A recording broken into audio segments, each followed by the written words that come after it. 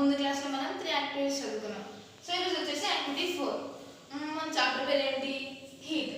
So మనం chapter వైజ్గానే మనం తెలుసుకునేది హీట్ గురించి. సో ఈరోజు యాక్టివిటీ 4 చెప్పాను కదా, రోజుకి 3 యాక్టివిటీస్ మాత్రమే. 4th యాక్టివిటీస్ వచ్చేసి ఒక బేకర్ తీసుకోండి. బేకర్ అయినా పర్లేదు, ఓకే పెద్ద సైజ్ బేకర్. మా దగ్గర చిన్న సైజ్ బేకర్ ఉంది. బేకర్ ఇదే బేకర్, ఇందులో 250 ml to 200 ml వరకు ఉంటుంది. 1000 ml వరకు ఉన్న బేకర్స్ కూడా ఉంటాయి. ఇది కొంచెం పెద్ద బేకర్ తీసుకుంటాం మనం. పెద్ద బేకర్ తీసుకుని అందులో హాఫ్కి వాటర్ ఫిల్ చేస్తాం. ఈ లైట్గా ఉన్న పార్ట్ మొత్తం వాటర్, అండ్ పైన చూసినా ఈ డార్క్గా క్లమ్జీగా చూసినా ఇది ఆయిల్. ఇది బేకర్, ఇది ఆయిల్తో నేను ఫిల్ చేసుకున్నాను. ఫిల్ చేసుకున్న తర్వాత ఒక లిడ్, ఇది రబ్బర్ లిడ్. ఇదేంటి, లోపల ఉన్న హీట్ బయటకు అస్సలు పోనీదు. సో లిడ్ నేను ఫిట్ చేశాను. ఫిట్ చేసి దీనికి 2 హోల్స్ ఉంటాయి.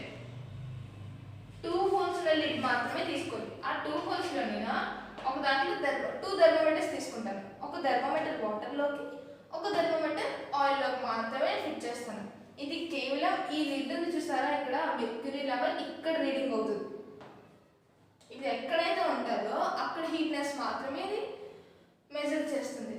సో వాటర్లో పెట్టాను, ఇక్కడ నుంచి ఆయిల్లో పెట్టాను. Then start heating.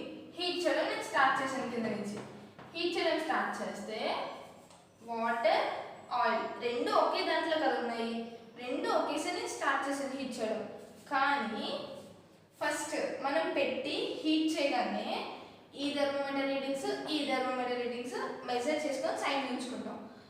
కొంచెంసేపు అయిన తర్వాత ఒక 3 minutes, ప్రతి 3 minutes ఇంటర్వెల్లోని రీడింగ్స్ నోట్ చేసుకుంటాం, వాటర్ది, ఆయిల్ది. 3 minutesకి మనం మెజర్ చేసుకొని వాల్యూస్ తీసుకొని ఉంటాం. తర్వాత మనకి ఇంకా ఇంత మెజర్ చేసుకొని ఈ క్వాంటిటీస్ తీసుకొని హీట్ చేసిన తర్వాత ఇక్కడతో మన ఎక్స్పెరిమెంట్ అయిపోయినట్టే. ఇప్పుడు మనం చేయాల్సిన పని ఏంటంటే, రీడింగ్స్ తీసుకున్నాం కదా, ఇప్పుడు ఆయిల్లో రీడింగ్స్ తీసుకున్నాం, వాటర్లో రీడింగ్స్ తీసుకున్నాం. నిన్నే చెప్పాను, ఆయిల్కి కొంచెం థిక్గా ఉంటుంది మన కంపేర్ టు వాటర్. మనకి వాటర్ చాలా పల్చగా ఉంటుంది, అదే ఆయిల్ అనేది చాలా చిక్కగా ఉంటుంది. సో ఇది వేడిగా ఉంటుందా, ఇది వేడిగా ఉంటుందా? మనకు తెలిసిందే ఆయిలే ఎక్కువ వేడిగా ఉంటుంది. ఎందుకు నేను చెప్పాను, ఆయిల్కి స్పెసిఫిక్ హీట్ అనేది ఎక్కువ. సో దానివల్ల ఆయిల్ అనేది త్వరగా హీట్ అవుతుంది అండ్ దానికి ఎక్కువ హీట్ ఉంటుంది. సో దీన్ని బట్టి మనకు అర్థమైంది ఏంటి, ఆయిల్ అనేది హీట్నెస్ ఎక్కువ ఉంటుంది. నో, ఇప్పుడు ఆయిల్లోకి వచ్చేసాను. ఆయిల్ ఎందుకు ఎక్కువ హీట్గా ఉంటుంది, వాటర్ ఎందుకు తక్కువ హీట్ ఉంటుంది? వాటర్ ఉంది, ఆయిల్ ఉంది. వాటర్కి స్పెసిఫిక్ హీట్, వాటర్కి స్పెసిఫిక్ హీట్ చాలా తక్కువ. ఆయిల్కి స్పెసిఫిక్ హీట్ చాలా ఎక్కువ. ఓకేనా?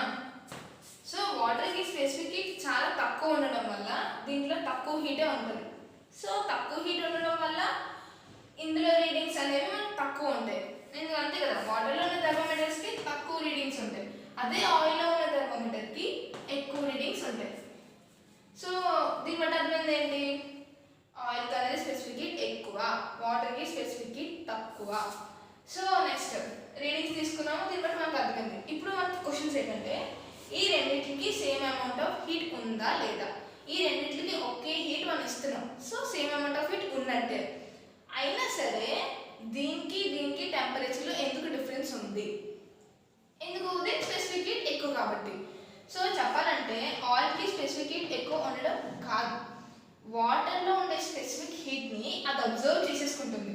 మనం ఇక్కడి నుంచి హీట్ చేస్తాం కాబట్టి ఇక్కడ నుంచి హీట్ అవ్వడం వల్ల ఇలా వెళ్తూ ఆయిల్ అని అబ్జర్వ్ చేసుకుంటుంది. సో అందుకే దీంట్లో ఉన్న ఎనర్జీ తగ్గిపోతుంది, దీంట్లో ఎనర్జీ పెరిగిపోతుంది. ఎప్పుడైనా గమనించండి, వాటర్, ఆయిల్ ఎప్పుడు కలవు, అవి ఒక లేయర్ని ఫామ్ చేసి మాత్రమే ఉంటాయి.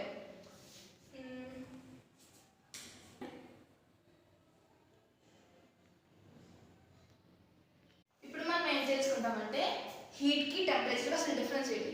హీట్ అన్న కోల్డ్నెస్ అంటున్నాము, మళ్ళీ టెంపరేచర్ అన్న హాట్నెస్ అంటున్నాము. సో ఈ రెండింటికి డిఫరెన్స్, హీట్ హీట్ అంటే ఏది నేనే చెప్పాను, hire temperature to lower temperature.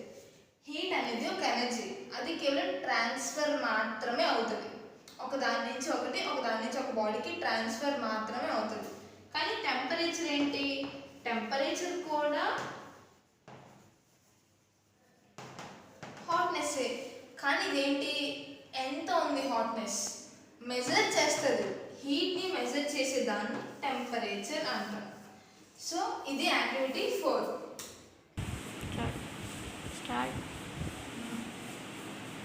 Now coming to activity 5.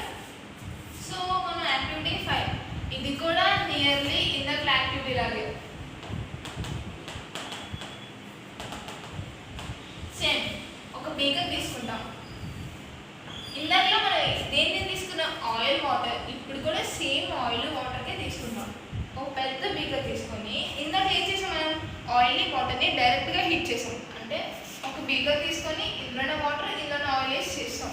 కానీ ఇప్పుడు అలా కాదు, బీకర్ తీసుకున్నాము, కంప్లీట్ వాటర్,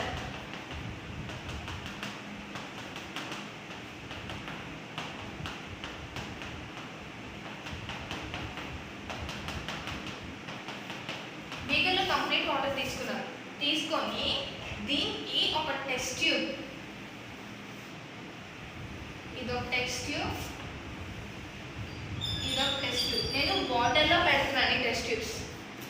ఇందులోని ఆయిల్ ఫిల్ చేస్తా. ఈ టెస్ట్ ట్యూబ్లో ఆయిల్, ఈ టెస్ట్ ట్యూబ్లో వాటర్. ఇందాక డైరెక్ట్ హీటింగ్, ఇప్పుడు ఇండైరెక్ట్ హీటింగ్. ఇందులో వాటర్. ఇప్పుడు వీటిని ఇవి ఇలా నిలబడి ఉండలేరు కదా, ఇందాక మనం 2 హోల్స్ ఉన్న కార్క్ని మనం పెట్టుకున్నాం, కానీ ఇప్పుడు 1 హోల్ ఉన్న కార్క్నే పెట్టుకుంటాం.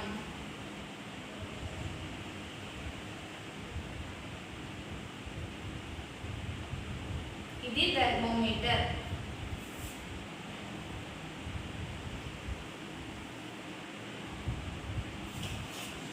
ఇది ఆయిల్, ఇది వాటర్.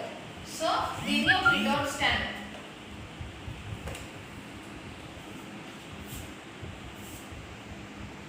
ఇది టేబుల్ బేస్మెంట్ కోసం మనకి. ఇక్కడ ఒక రిటౌట్ స్టాండ్, టెస్ట్ ట్యూబ్ని హోల్డ్ చేయడానికి.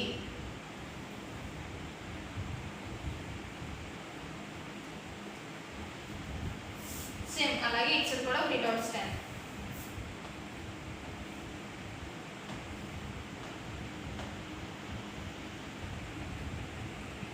ఇది మనకి లూజ్ చేయడానికి, టైట్ చేయడానికి.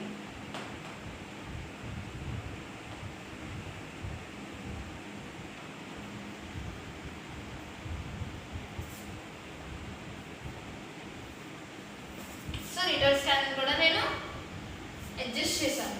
నెక్స్ట్ ఇప్పుడు హీటింగ్ స్టార్ట్ చేస్తున్నాను. ఇక్కడ నుంచి హీటింగ్ ఇస్తాను.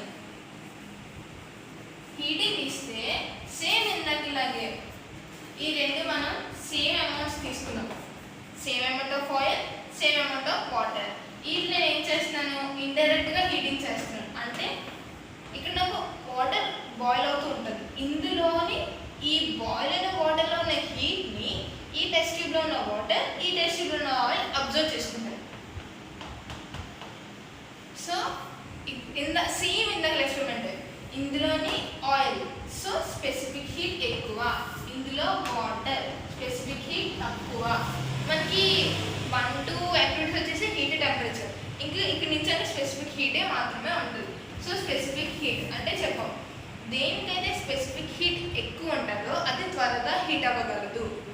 సో హీట్ని త్వరగా అబ్జర్వ్ చేసుకుంటుంది, హీట్ని త్వరగా దానిలో ఉంచుకుంటుంది, బయటికి పంపించదు త్వరగా. సో ఆయిల్ తీసుకున్నాను, వాటర్ తీసుకున్నాను. మన ఇంట్లో మన పేరెంట్స్ ఎప్పుడైనా ఆయిల్ దగ్గర ఫుడ్ ఐటమ్స్ చేసుకుని మమ్మల్ని దగ్గరికి రానివ్వరు. అదే వాటర్ అయితే మనమే తీసుకెళ్ళమని పెడతాం. సో మళ్ళీ హీట్ చేశాను. ఈ రెండింటిలో ఏది ఎక్కువ త్వరగా హీట్ అవుతుంది? ఇక్కడ థర్మోమీటర్ పెట్టాను, ఇక్కడ థర్మోమీటర్ పెట్టాను, ఇక్కడ థర్మోమీటర్, ఇక్కడ థర్మోమీటర్. ఈ థర్మోమీటర్లో రీడింగ్స్ మళ్ళీ మెసేజ్ చేయమంటున్నాడు. So readings of water, oil. Water readings ఇంకెలాగా తక్కువ వస్తాయి, ఆయిల్ రీడింగ్స్ అనేవి ఎక్కువ వస్తాయి. ఎందుకు అని అడుగుతున్నాడు. ఎందుకు మనకు తెలిసిందే, స్పెసిఫిక్ హీట్ అనేది వాటర్కి ఎక్కువ.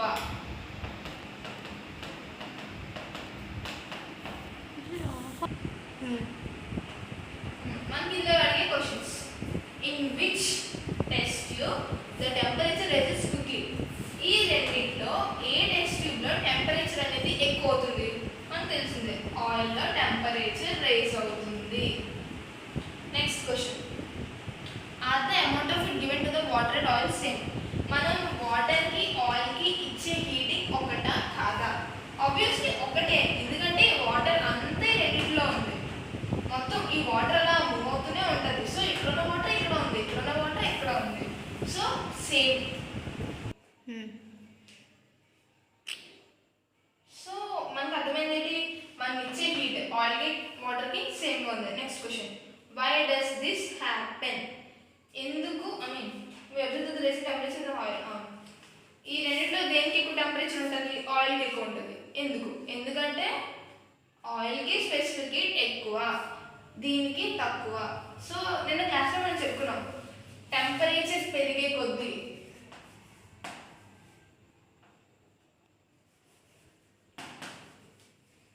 స్పెసిఫిక్ హీట్ పెరుగుతున్న కొద్దీ టెంపరేచర్ కూడా పెరుగుతుంది. సో ఇది మన యాక్టివిటీ 5.